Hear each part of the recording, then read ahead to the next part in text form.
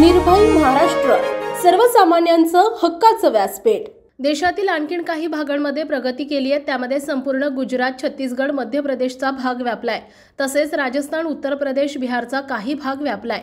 येत्या 2 दिवसांमध्ये उर्वरित भागात मान्सून मजल मारेल असा अंदाज हवामान खात्याने दिलाय।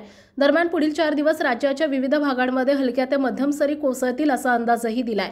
दरम्यान पुण्यात अनेक भागात हलक्या ते मध्यम स्वरूपाचा पाऊस येत आहे, परंतु जोरदार पाऊस अद्याप झालेला नाही। परंतु पुढील 2 ते 3 दिवस पावसाचे राहणार आहेत। पालखी सोहळ्यासोबत वरुण राजाही पुण्यात येणार आहे। हवामान विभागाने गुरुवारी कोकणामध्ये बऱ्याच ठिकाणी जोरदार पावसाचा ऑरेंज अलर्ट दिला असून मध्य महाराष्ट्रातील सातारा, पुणे, संपूर्ण विदर्भ आणि खानदेश तर मराठवाड्यातील छत्रपती संभाजीनगर, जालना, बीड, नांदेड, हिंगोली आणि परभणी जिल्ह्यांमध्ये हलक्या त्या मध्यम पावसाचा येलो अलर्ट जारी केलाय। उर्वरित भागांमध्येही हलक्या सरी कोसळतील असा अंदाज आहे। शुक्रवारी दिनांक 28 जून रोजी कोकण, पुणे, सातारा, विदर्भातील अमरावती, यवतमाळ, चंद्रपूर, गडचिरोली, नागपूर, वर्धा आणि भंडारा जिल्ह्यात ठिकठिकाणी हलक्या ते मध्यम पावसाचा अंदाज आहे।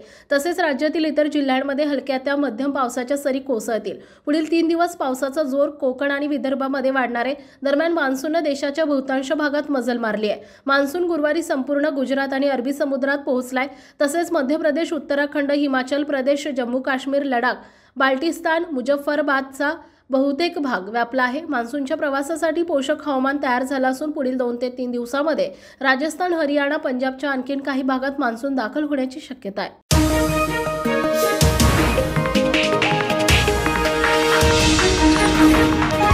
निर्भय महाराष्ट्र, सर्वसामान्यांचं हक्काचं व्यासपीठ।